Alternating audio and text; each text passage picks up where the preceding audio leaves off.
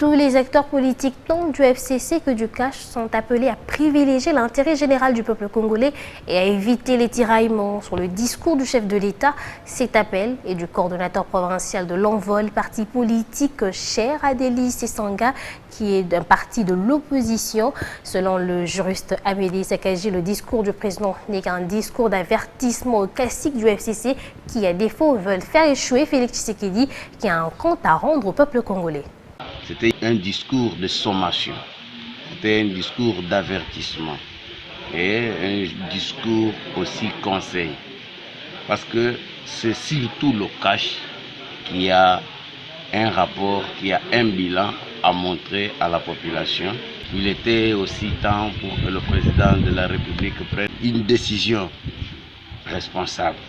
Et c'est maintenant qu'il a pris la décision responsable.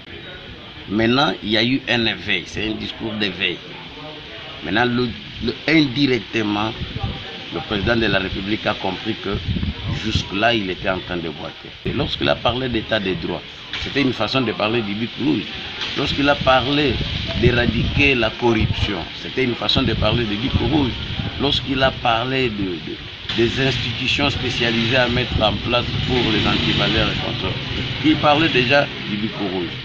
Pourquoi aujourd'hui, lorsqu'il utilise le mot bic rouge ou lorsqu'il parle de dissoudre, il menace de dissoudre le Parlement, ça devient un problème. Le président a un compte à rendre à la population parce qu'il est dirigé selon le principe de son père, le peuple d'abord, et il faut que le peuple se retrouve. Jusque-là, il n'a pas violé la Constitution, il a menacé que si jamais il y a une continuité de cette crise qui semble naître entre le Parlement et le gouvernement, parce qu'il y a l'FCC à la majorité au gouvernement. Vous savez que l'FCC a déjà projeté de se préparer en 2023.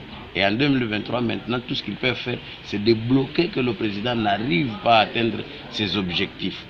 Dans l'opposition, le problème, c'est quoi? Les discours, il y en a eu autant. Ce qu'on veut, c'est la concrétisation. Le message que nous lançons aux acteurs politiques de l'FCC et du CACH, ils doivent mettre au devant de toute chose l'intérêt général.